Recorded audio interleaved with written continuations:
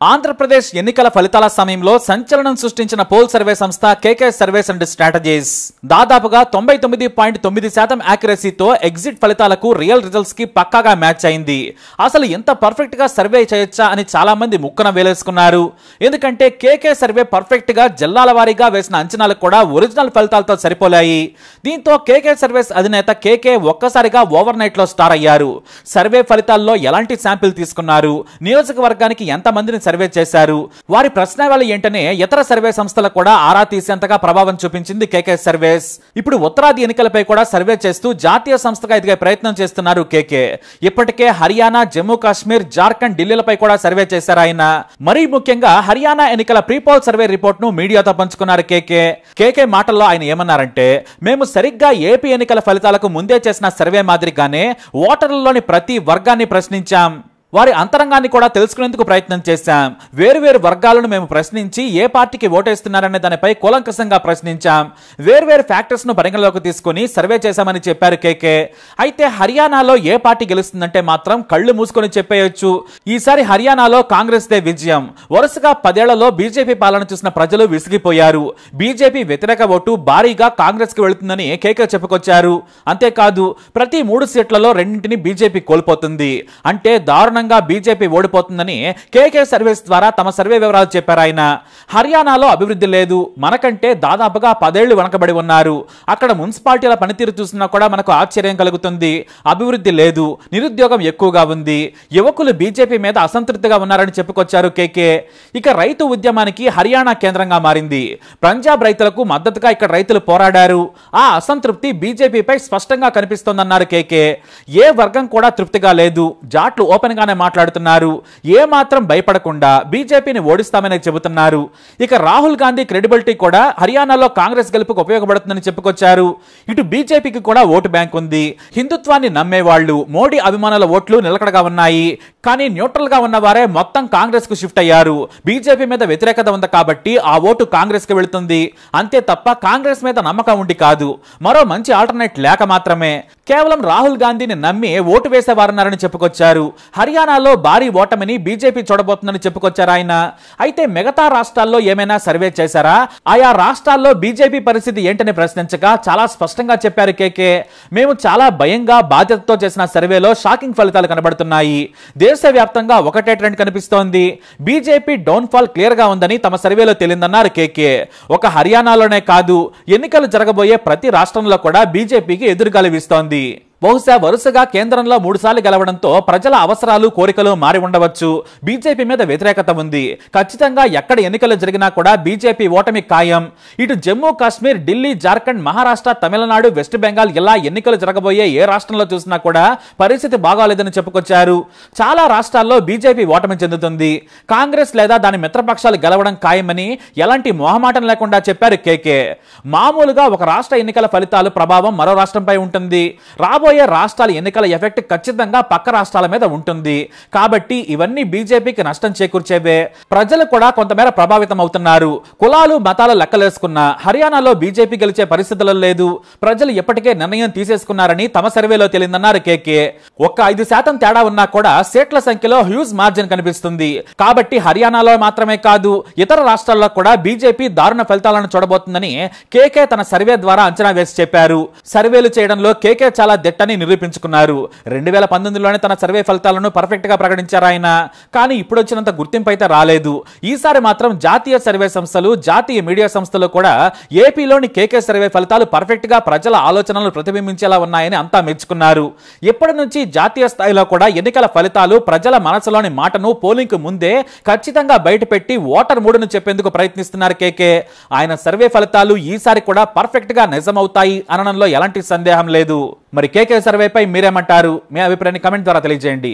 So ఇక్కడ ఢిల్లీలో Haryana press meet గురించి ఇక్కడ మనందరం కలుసుకోవడం జరిగింది. ఇక్కడికి వచ్చిన ప్రెస్ వాళ్ళందరికీ ప్రతి ఒక్కరికి థ్యాంక్ యూ అండి.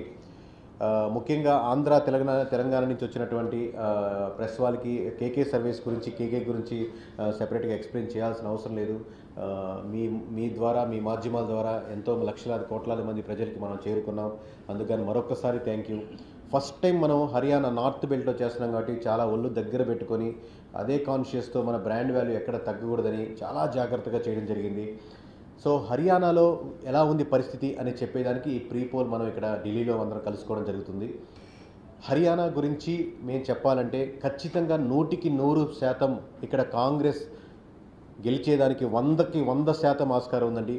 బీజేపీ పోటీ చేసే ప్రతి 3 స్థానాల్లో కూడా 2 స్థానాలు ఓడిపోయేదానికి ఆస్కారం ఉంది. నెంబర్లు ఖచ్చితంగా మనం ఎగ్జిట్ పోల్స్ రోజు మీకు చెప్పడం తెలియజేస్తాం. ఖచ్చితంగా ఆ రోజు ఆంధ్రలో చెప్పినట్లుగా సింగిల్ నెంబరే చెప్తాం. ఈ పరంపరని కొనసాగిస్తాం. ఇక్కడ చూస్తున్న ఫస్ట్లో మాకు చాలా భయంగా, చాలా జాగ్రత్తగా ఎలా చేయాలని భయంగానే స్టార్ట్ చేసాం. పోన్ కాన్ఫిడెన్స్ వచ్చింది. 100% మనం చేయగలుగుతాం. దేశవ్యాప్తంగా ప్రతి స్టేట్లో ఇదే కాన్ఫిడెంట్తో ముందుకెళ్తున్నాం. రెండో పాయింట్, హర్యానా ఒకటే కాదండి, రాబోయే ప్రతి ఎలక్షన్స్లో హర్యానా కావచ్చు, జమ్మూ కాశ్మీర్ కావచ్చు, మహారాష్ట్ర కావచ్చు, జార్ఖండ్ కావచ్చు, వెస్ట్ బెంగాల్ కావచ్చు, తమిళనాడు కావచ్చు, ఢిల్లీ కావచ్చు, ఆల్మోస్ట్ ప్రతి స్టేట్లో రాబోయే ఎలక్షన్స్ ప్రతి స్టేట్లో బీజేపీ ఓడిపోయేదానికి 100% ఎక్కువ అవకాశాలు ఎక్కువ స్టేట్లో కనపడుతున్నాయండి. ఇది చాలా ఒళ్ళు దగ్గర పెట్టుకొని జాగ్రత్తగా భయంతో బాధ్యతతో చెప్తున్న మాటలు ఇవి. మీకు తెలుసు మనం ఏ పార్టీకి తరపునో, ఏ పార్టీకి కొంగు కాస్తారో, ఏ పార్టీకి సపోర్ట్గానో చేయమని. సో ఖచ్చితంగా ఈ ట్రెండ్ కొనసాగుతుంది. ఇంకా మీకు చెప్పాలంటే ఒక టైటానిక్ షిప్ మునిగిపోయే ముందు ఎలా ఉంటుందో అలా ప్రతి స్టేట్లో బీజేపీకి ఆ ఫెయిల్యూర్ కనపడుతుంది. బీజేపీకి వచ్చిన పెద్ద అడ్వాంటేజ్ ఏంటంటే ఈ స్టేట్ ఎలక్షన్స్ పార్లమెంట్ ఎలక్షన్స్ తర్వాత వచ్చాయి. అలా కాకుండా ఈ పార్లమెంట్ ఎలక్షన్స్ ముందర ఈ స్టేట్ ఎలక్షన్స్ వచ్చుంటే దాని ఇంపాక్ట్ బీజేపీ మీద చాలా బలంగా పడి ఉండేది. సో ఇవి మా అబ్జర్వేషన్స్ అండి. ఒకటి హర్యానా గురించి, ఓవరాల్ కంట్రీ గురించి. మీకు ఎగ్జిట్ పోల్స్లో సింగిల్ నెంబర్తో ప్రతి స్టేట్లో ముందుకు వస్తాం. థ్యాంక్ యూ ఇంత దూరం మమ్మల్ని ఆదరించినందుకు, పిలవగానే అందరూ వచ్చినందుకు. సో మీరేమైనా క్వశ్చన్స్ ఉంటే నా Hindi or English or Telugu I'm ready to answer అండి. సో హర్యానాలో మెయిన్గా ప్రభావితం చేసే అంశాలు వచ్చి, ఒకటి మీకు హర్యానాలో తిరిగితే అండి అందరూ చెప్పే రీజన్స్ ఉంటాయి. ఇప్పుడు జాట్లు ఉంటారు, లేకపోతే 10 సంవత్సరాల నుంచి బీజేపీ ఉంది కదా దాని యాంటీ ఏమీ కాదు. మేజర్గా మీకు ప్రతి విలేజ్లో మన ఆంధ్రాతో కంపేర్ చేసుకుంటే ఇంకో 10 సంవత్సరాలు వెనకున్న ఎంత దారుణంగా ఉన్నాయన్న విలేజ్లు, మురిక్కాలు కానీ, మున్సిపాలిటీ కానీ, అక్కడ ఉన్నటువంటి సిస్టమ్స్ కానీ ఇంకా ఎక్కడో వెనకబడిపోయి ఉన్నాయి బాగా అనమాట. దాని నుంచి వ్యతిరేకత కోరుకుంటున్నారు. అలాగే జాబ్స్ ఏదైతే ఎక్స్పెక్ట్ చేస్తారో వాళ్ళు వ్యతిరేకత ఉన్నారు. అలాగే రైతులు మీరు చూస్తుంటారు, రైతుల ఉద్యమానికి మీద ప్రధానంగా కూడా హర్యానా, మనకు పంజాబ్ రైతులే దాని వెనకాల ఉంటారు. దానికి బ్యాక్గ్రౌండ్ జాట్స్ కావచ్చు, ఇంకో క్యాస్ట్ కావచ్చు, రకరకాలుగా ఉండొచ్చు. కానీ మెయిన్గా ఉద్యోగాలు లేకపోవడం, మున్సిపాలిటీ దారుణంగా ఉండడం, రైతులు సమస్యలు తీర్చట్లేదని బలంగా వాళ్ళు నమ్మడం, వీటికి ఆల్టర్నేటివ్గా ఉంది కాబట్టి కాంగ్రెస్కి వెళ్తున్నారు. ఈ విజయం ఖచ్చితంగా నేను చెప్పినట్టు చాలాసార్లు ఈ విజయం బీజేపీ కాంగ్రెస్కి అందిస్తున్న విజయం కానీ కాంగ్రెస్ విజయం కాదు. బీజేపీ నుంచి కాంగ్రెస్కి బలంగా వెళ్తున్నట్టు ఓట్ బ్యాంకింగ్. చెప్తాను, ఖచ్చితంగా చెప్తాను సార్. ఎగ్జిట్ పోల్స్లో సింగిల్ నెంబర్తో చెప్తాను. ఇప్పుడు కరెక్ట్ ప్రీ పోల్ కాబట్టి ఇప్పుడు చెప్పడం కరెక్ట్ కాదు. ఎగ్జిట్ పోల్స్ సాయంత్రం రోజు సింగిల్ నెంబర్ చెప్తాను యాజ్ యూజువల్. బీజేపీ మీద ఉన్నటువంటి వ్యతిరేకతతో కాంగ్రెస్ అడ్వాంటేజ్ 100% సార్. అలాగే at the same time Rahul Gandhi గారికి కూడా ఇండివిజువల్ ఇమేజ్ కంపారిటివ్లీ మాకు చూస్తున్నటువంటి డేటాతో గడిచిన 10 years డేటాతో పోలిస్తే ఇప్పుడు ఆ క్రెడిబిలిటీ కంపారిటివ్లీ ఇండివిజువల్గా పర్లేదు అని పెరుగుతుంది. కోర్ బీజేపీ ఓట్ బ్యాంకింగ్ కోర్కే ఉందండి. ఎప్పుడైతే అంటే మతం పరంగా లేకపోతే ఏదైతే నమ్ముతారో ఇలాగే ఉండాలి, ఈ పార్టీ లేకపోతే దేశం అన్యాయం అయిపోద్ది అని ఏదైతే భావజాలం ఉందో అలాగే ఉంది. అలాగే కోర్ కాంగ్రెస్ ఓట్ బ్యాంకింగ్ కూడా ఉంది. బట్ గడిచిన రిజిమ్లో కాంగ్రెస్ యొక్క స్కామ్స్ చూసి ఇటు వచ్చిన ఓట్ బ్యాంకింగ్ ఈ 10-12 సంవత్సరాల్లో కంపారిటివ్లీ మళ్ళీ వాళ్ళు మూవ్ అవుతుంది, ఓవరాల్గా షిఫ్ట్ అవుతుంది. ఈ ఓట్ బ్యాంకింగ్ పైన ఉన్నటువంటి 10-15% ఆఫ్ ఓట్ బ్యాంకింగ్ బీజేపీ నుంచి మళ్ళీ కాంగ్రెస్కి షిఫ్ట్ అవుతుంది. ఈ ఓట్ బ్యాంకింగ్ మేజర్ డిఫరెన్స్ తీసుకొస్తుంది. అంటే ప్రజలు ఇంతకుముందు అంటే ఇదే సార్ చెప్పింది. దీని ముందు ఒక ఎగ్జాంపుల్ చెప్తున్నాను. ఇప్పుడు సర్వే కంపెనీస్ కూడా ఎక్కువ మంది ఫెయిల్ అయ్యేదానికి కారణం ఏంటంటే, మీరు ఎవరికి ఓటు వేస్తారంటే క్లారిటీగా మీరు ఏ పార్టీకి చెందిన వాళ్ళు తెలిసిపోయి దాని తగ్గట్టుగా ఆన్సర్ ఎలా చెప్తారో, నా ఓటు దీనికి వేస్ట్ అయిపోతుంది, ఖచ్చితంగా దీనికి బలంగా గెలిచే పార్టీకే ఓటేద్దామని ఆమ్ ఆద్మీ పార్టీ కావచ్చు, జేజేపీ కావచ్చు, ఎల్ఎల్పీ పార్టీస్ కావచ్చు, లేదా బీఎస్పీ పార్టీ ఓట్ బ్యాంకింగ్ కూడా ఏది స్ట్రాంగ్గా అగెనిస్ట్గా నిలబడుతుందో ఆ మెజారిటీ ఓట్ బ్యాంకింగ్కే పీపుల్ అక్కడ మొగ్గు చూపుతున్నారు. అట్ ది సేమ్ టైం వాళ్ళకి కూడా 2,000-3,000 ప్రతి నియోజకవర్గం వచ్చే ఆస్కారం ఉంది. కానీ మేజర్ మీరు చెప్పినటువంటి యాంటీ బీజేపీ ఓట్ బ్యాంకింగ్ వద్దనుకునే government anti incumbent vote banking అంతా కాంగ్రెస్కే మూవ్ అవుతుంది సార్, మెజారిటీ సెక్షన్. కరెక్ట్. అంటే డిలే అయిపోయింది సార్, అంటే స్టార్టింగ్లో ఉంటే బాగుండేది. ఇప్పుడు అనుకున్న దానికంటే డిలే అయిందంటే ఒకటి టైం ఫ్యాక్టర్ లేట్ అవ్వడం, చాలా రోజుల వరకు కూటమి కట్టేదానికి వెయిట్ చేయడం, సీట్లు సర్దుబాటు కాకపోవడం, వీళ్ళు 10 అడగడం 5కు రావడం, లేకపోతే వాళ్ళు 20 ఎక్స్పెక్ట్ చేయడం ఆమ్ ఆద్మీ పార్టీ. సో ఈ విధంగా సీట్ ఎక్స్పెక్టేషన్ లేట్ అయ్యేసరికి ఆల్రెడీ ఈ కాంగ్రెస్కి అది బలమైంది. సో కాంగ్రెస్ క్లారిటీగా ఒక 4-5 సీట్లు మించి ఇచ్చేదానికి రెడీగా లేదు. వాళ్ళు అడిగినట్టు 20 కానీ 25 సీట్లు రెడీగా లేదు. కాబట్టి ఆ డిలే జరగడం వల్ల ఆమ్ ఆద్మీ పార్టీ కూడా బాగా నష్టపోయింది.